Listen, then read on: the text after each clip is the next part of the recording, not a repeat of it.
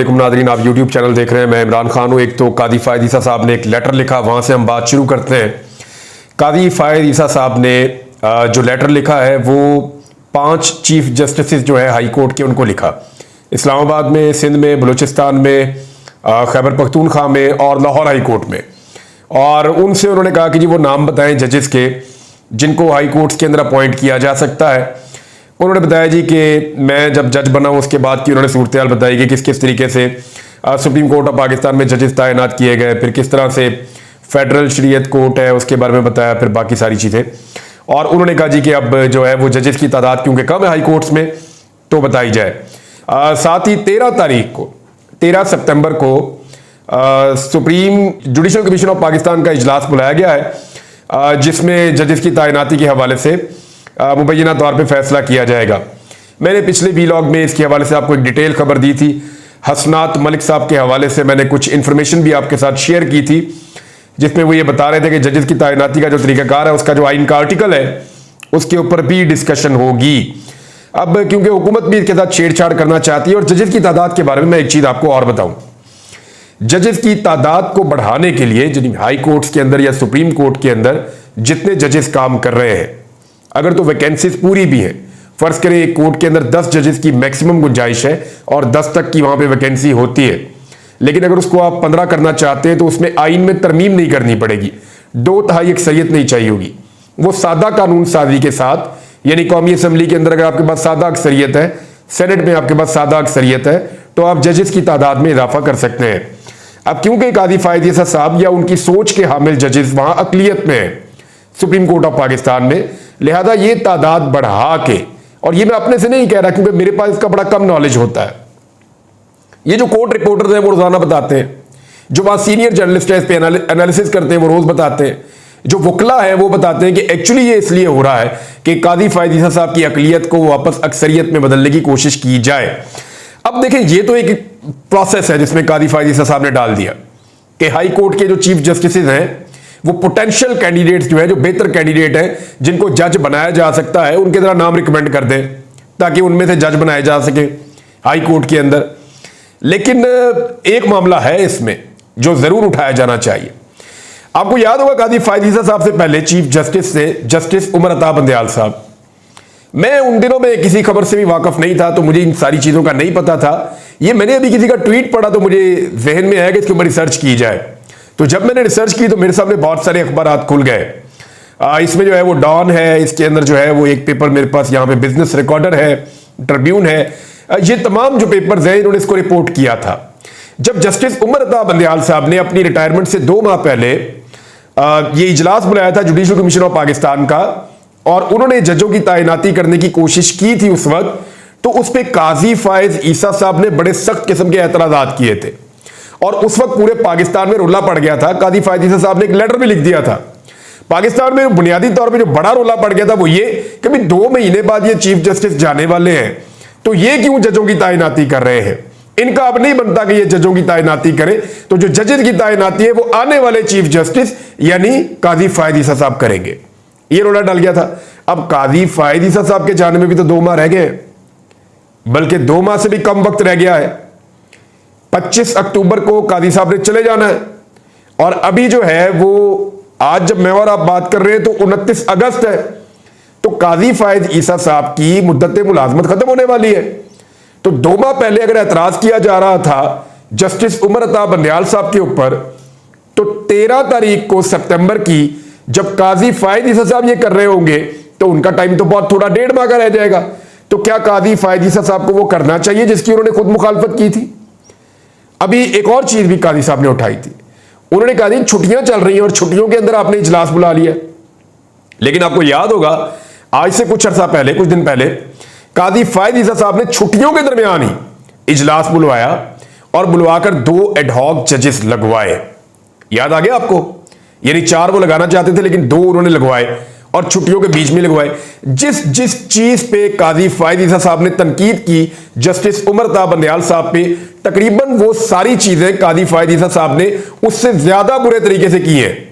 मिसाल के तौर पे वो जज साहब को कहते थे इतने अरसे से सीटें खाली हैं, केसेस बहुत ज्यादा हैं, जजेस लगाइए।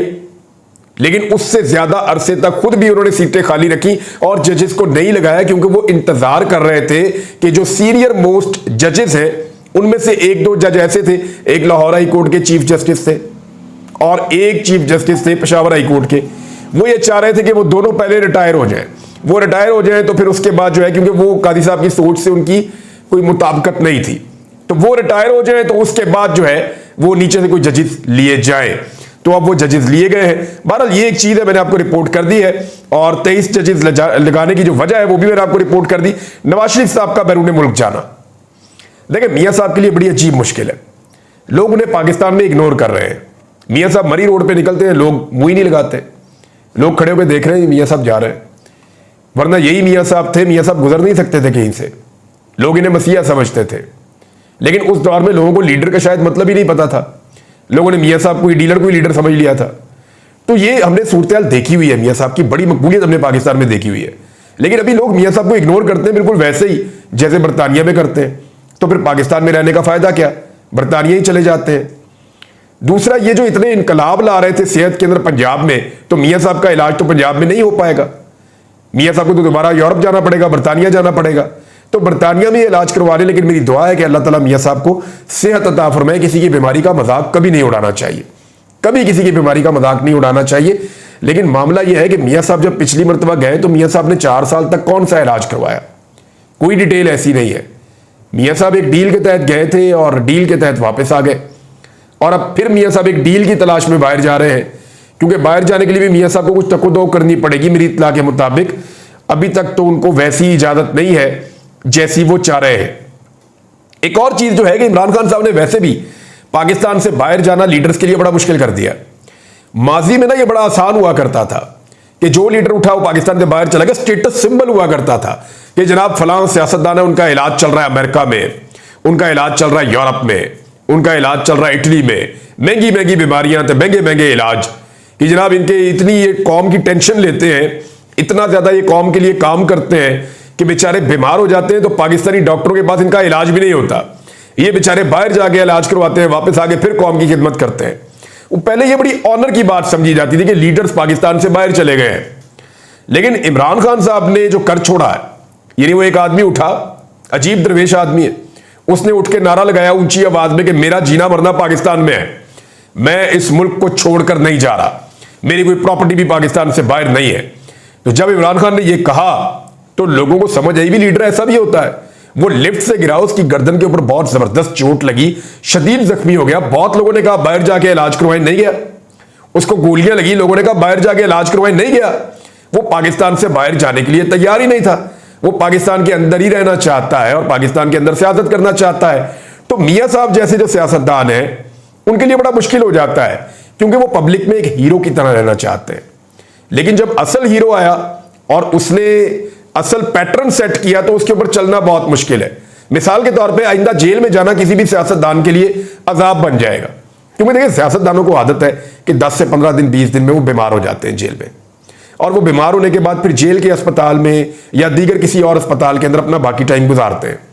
लीडर जेलों में नहीं रहते पाकिस्तान में, ये ट्रेंड नहीं है। और अगर रहते भी है जेलों में तो ऐसी क्लास में रहते हैं जो बड़ी फर्स्ट क्लास किस्म की होती है, बड़ी शानदार किस्म की क्लास होती है। लेकिन इमरान खान साहब ने जो स्टैंडर्ड सेट कर दिया एक सेल के अंदर रह के, और जिस किस्म की सख्ती वो आजकल के दिनों में तन्हाई और सख्ती बर्दाश्त कर रहे हैं, ये एक ऐसी चीज हो गई है कि आइंदा लीडर जेल में जाना ही नहीं चाहेंगे, क्योंकि जेल में जाएंगे तो बीमार होना पड़ता है, बीमार होंगे तो लोग गालियां देंगे, लोग कहेंगे भी वो इमरान खान 70 साल से ज्यादा उम्र का, वो 1 साल से ज्यादा जेल के अंदर पड़ा हुआ है और उसने एक दफा शिकवा नहीं किया, ना वो एक दफा बीमार हुआ, ना उसने एक दफा रोना धोना किया, ना उसने कोई और बहाना लगाया, ना वो पाकिस्तान से बाहर जाना चाहता है, ना वो डील करता है। तो जेल में जाना भी सियासतदानों के लिए बड़ा मुश्किल कर दिया है। एक और खबर है नाज़रीन, खबर तो अफसोसनाक है लेकिन मुझे आपके साथ शेयर करनी पड़ेगी। खबर है जी पंजाब पुलिस के हवाले से। पंजाब पुलिस ने एक बड़ा अजीबोगरीब काम किया और बड़ा मायूस किया। कच्चे के अंदर आपको पता है कि एक ऑपरेशन अब करना पड़ेगा, क्योंकि वहां पे हमारे 12 पुलिस एहलकारों को शहीद कर दिया गया कच्चे के डाकुओं की जानिब से। उन्होंने आजकल अपने यूट्यूब चैनल भी बनाए हुए हैं, वो वहां से जनाब वो कह रहे हैं हमें सब्सक्राइब करें, और वो वीडियोस बना बना के डाल रहे हैं कच्चे के डाकुओं के जो वहां पे साथी हैं उनके। अच्छा, अब इसमें यह है कि राजनपुर के कच्चे के इलाके में डाकुओं के खिलाफ ऑपरेशन से पुलिस ने इनकार कर दिया और रास्ते में उतर गए।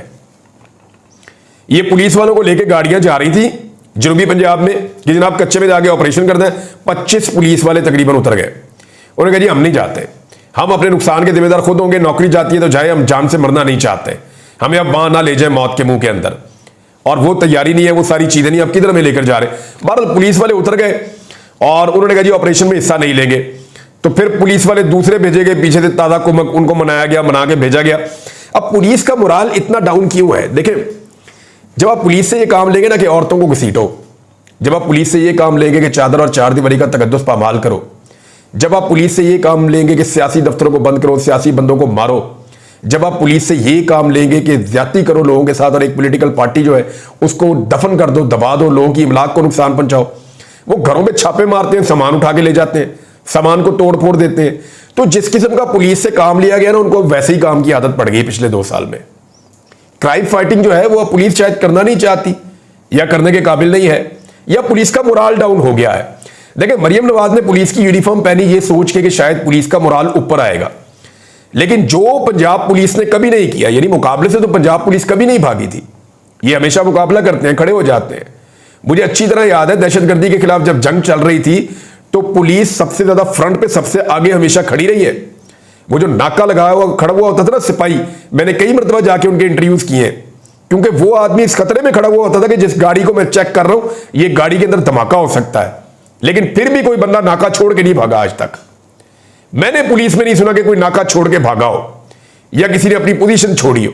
पुलिस तो ऐसी बहादुर और इतना बुलंद इसका मोराल था। ये आईजी उस्मान अनवर साहब ने पता नहीं क्या कर दिया पुलिस को। और दूसरा खास तौर पे जो मरियम नवाज ने यूनिफॉर्म पहना पुलिस का, उससे मोराल ऊपर जाना चाहिए था, मोराल नीचे चला गया पुलिस का। अब मेरे ख्याल में पुलिस के मोराल के लिए दोबारा काम करना पड़ेगा। और पुलिस को ऐसा लगता है कि ये चीजें शायद जो उनसे हो रही हैं, यानी मैं जो पुलिस वाले मेरे दोस्त हैं, जब मैं गिरफ्तार जब हुआ तो मुझे पुलिस वालों ने ये कहा कि हम मजबूर हैं। यानी लास्ट टाइम जब मैं हज पे जा रहा था तो पुलिस वाले मेरे आगे हाथ जोड़ के, उनके हाथ कांप रहे थे। एक पुलिस वाले ने मेरे घुटनों से पकड़ा, वो मेरे पांव को हाथ लगाना चाह रहा था, मैंने उसके हाथ पकड़ लिया। मैंने कहा क्यों करते हो गुनाहगार? तो उसने कहा जी हमको कसूरवार नहीं है भाईजान, हम ये कभी नहीं करना चाहते। उनकी आंखों में आंसू थे पुलिस वालों की। जबरदस्ती आपने उनसे ऐसे काम करवाए, उनका नौकरी से दिल ही उठा हुआ बेचारों का, मजबूरन अपने पेट के लिए नौकरी कर रहे हैं। ये पुलिस के साथ इन्होंने किया। जब आप एक फोर्स को अपने सियासी और जाती मकासद के लिए इस्तेमाल करते हैं ना, तो उसका मोराल डाउन होता है। ये लिखी पड़ी बात है और यही यहां पे पुलिस के साथ हुआ है। पाकिस्तान तहरीक इंसाफ ने, अभी आपको नजर आ जाएगी पुलिस की एक्टिविटी, यानी कोई शख्स कह रहा था, बल्कि असम्बली के अंदर से मुझे आवाज आई, वहां ये कहा गया कि जनाब आप कच्चे के अंदर पाकिस्तान तहरीक इंसाफ के दफातर खुलवा दें जगह जगह पे। फिर देखें पुलिस कैसे छलांगे मारती हुई जाती है वहां पे, या पीटीआई का वहां जलसा रखवा दें। फिर देखें पुलिस कैसे जाती है वहां पे। पुलिस को आदत पड़ गई है पीटीआई को मारने की, और तो ये किसी को मारते नहीं है। अच्छा, अब ऐसा है कि 15 तारीख को लाहौर के अंदर जलसा पाकिस्तान तहरीक इंसाफ ने रख दिया। इससे पहले उन्होंने इस्लामाबाद में एक जलसा रखा हुआ, क्योंकि पीटीआई ये चाहती है कि पहला जलसा इस्लामाबाद में हो, उसके बाद बाकी शहरों में आहिस्ता आहिस्ता शुरू हो। लेकिन पहला जलसा वो इस्लामाबाद में करना चाहते हैं। इस्लामाबाद में 8 सितंबर को है और 15 सितंबर को, उसके एक हफ्ते के बाद लाहौर में मीनार पाकिस्तान में पाकिस्तान तहरीक इंसाफ ने एक बड़े जलसे की अनाउंसमेंट की है। अब देखते हैं कि पुलिस और इंतजामिया लाहौर में क्या करती है। अच्छा, एक खबर और आई हुई है कि फजलुर रहमान साहब ने 2 सेनेट की नशिस्तें मांगी है खैबर पख्तूनख्वा में पाकिस्तान तहरीक इंसाफ से। तो ये खबर मेरे पास पूरी है, मैं आपको बता देता हूं एक्चुअली मामला क्या है। मामला यह है कि खैबर पख्तूनख्वा में 11 नशिस्तों के ऊपर टोटल इलेक्शन होना है। 11 नशिस्तों पे टोटल इलेक्शन होना है खैबर पख्तूनख्वा में सेनेट का। अच्छा, पाकिस्तान तहरीक इंसाफ 10 सीटों के ऊपर बिल्कुल जीत सकती है, साफ, बिल्कुल नीट एंड क्लीन 10 सीटें पाकिस्तान तहरीक इंसाफ जीत सकती है। फजलुर रहमान साहब के पास 1 सीट की जो वोट है वो पूरे नहीं है, उनको पीपल्स पार्टी और नून लीग के वोट लेने पड़ेंगे। लेकिन फजलुर रहमान साहब जब नून लीग और पीपल्स पार्टी के वोट लेंगे तो फिर उनको वोट देंगे भी, कौमी असेंबली में जाके देना पड़ेगा उनकी 2/3 अक्सरियत करवाने के लिए। तो फजलुर रहमान साहब को पीटीआई ने कहा था जी हम आपको 1 सेनेटर दे देंगे, आप पीपल्स पार्टी से और पीएमएल-एन से वोट आप ना लें, हम आपको 1 सेनेटर दे देंगे, बाकी 10 हम ले लेंगे। लेकिन उसके बाद कुछ और हुआ। वो ये हुआ कि पीपल्स पार्टी ने कहा ठीक है जी, हम एक अमीर तरीन आदमी को खड़ा कर देंगे सेनेट के नशिस्त के ऊपर और वो आपके एमपीएस को खरीद लेगा, क्योंकि वहां तो खुफिया बैलेटिंग होती है। इमरान खान साहब कह के थक गए कि ओपन बैलेटिंग करवाई जाए सेनेट के इलेक्शन में, ताकि ये पैसों का इस्तेमाल बंद हो जाए। लेकिन ये धमकाया गया पाकिस्तान तहरीक इंसाफ को कि जनाब पीपल्स पार्टी को भी एक सीट दें आप, नहीं तो फिर हम एक काम करेंगे, आपके एमपीएस को खरीद लेंगे और अपना एक सेनेटर बना लेंगे। इसी तरह पीएमएलएन ने भी धमकी लगाई।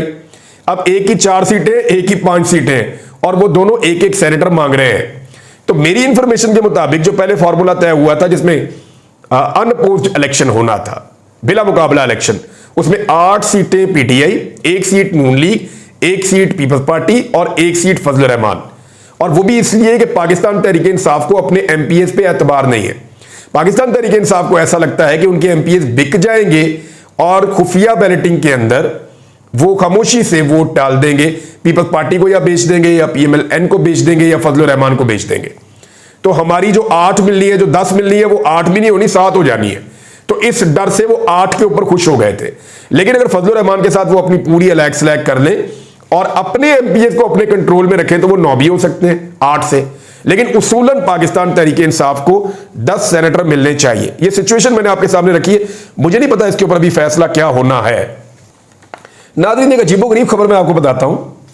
ये जनाब सेक्रेटरी पानी और बिजली हैं, वफाकी सेक्रेटरी पानी और बिजली, इनको बुलवाया गया था सेनेट में। सेनेट की कमेटी है, कायमा कमेटी होती है सेनेट की, और उसके बाद ये इख्तियार होता है कि वो किसी भी महकमे को बुला के उससे सवाल जवाब कर सकती है। मैंने इसकी मीटिंग्स अटेंड की हुई हैं, तो मैं जानता हूं कि ये बड़े तगड़े लोग होते हैं। पाकिस्तान का अपर हाउस है, पाकिस्तान का ऐवान बाला है, और वहां पे जो सेनेटर्स बैठते हैं उनके पास ये इख्तियार है कि वो किसी भी सेक्रेटरी को बुलाएं और उससे कुछ रिकॉर्ड मांगे तो वो देने का पाबंद होता है। लेकिन अब आप इंटरेस्टिंग बात ये देखें कि जो आईपीपीज के साथ मुआहदे हैं उनकी तफसीलात मांगी गई और सेक्रेटरी पानी और बिजली ने जवाब दिया कि ये आईपीपी एक पोशीदा मर्ज है, हम इसके मुआहदों को कमेटी में नहीं दे सकते, हम इतने सीधे साधे नहीं कि इतना ऊपर हम सारी तफसीलात दे दें। अच्छा, उनसे पूछा गया कि आप क्यों नहीं दे सकते वो मुआहदे हमें, यानी टैक्स दिए लोगों ने, और टैक्स जिन लोगों ने दिया, जिनका पैसा जा रहा है, उनका ये हक है ये जानने का, उनका खून निचोड़ा जा रहा है, आप हमें बताएं। यानी ये तो वही बात होगी कि चोरी और ऊपर से सीनादोरी। आप हमें क्यों नहीं ऑडिट करने दे रहे, इसका आप हमारे सामने रखें इस चीज को। आईपीपी को बंद करें, वो बहुत पैसा कमा चुके हैं, ज्यादातर आईपी मालिकान मकामी है, लाहौर का सबसे बड़ा इन्वेस्टर एक पुलिस अफसर है, ये बातें वहां पे कही गई। लेकिन सेक्रेटरी ने रिकॉर्ड देने से इनकार कर दिया, साफ इनकार किया, नहीं देता हूं। आप अंदाजा करें कि यह माफिया कितना तगड़ा है, ये कितने ताकतवर लोग हैं कि सेक्रेटरी को इस बात का खौफ ही नहीं है कि उसका ओहदा चला जाएगा, उसको इस बात का खौफ ही नहीं है कि उसके खिलाफ कोई कार्रवाई हो जाएगी। उन्होंने कहा नहीं देता रिकॉर्ड, जाओ जो करना कर लो। ये हालत है पाकिस्तान के ऐवान बाला की, और इतनी ताकत है आईपीपीज की। तो पाकिस्तान में डैम्स कैसे बनेंगे, पाकिस्तान में सस्ती बिजली कैसे बनेगी, पाकिस्तान में वो इंडस्ट्री कैसे लगेगी, पाकिस्तान के अंदर ऐसे सोर्सेज से बिजली कैसे बनेगी जो सस्ती हो और आवाम को उससे सहूलत मिले। ये तो पैसा आईपीपी की जेब में जाना है। जो सेक्रेटरी इतना दंदनाता फिर रहा है, आप सोचें जिनके बल पे वो उछल रहा है वो खुद कितने तगड़े होंगे। अब तक के लिए इतने, अपना ख्याल रखिएगा, अपने चैनल का भी। अल्लाह हाफिज़।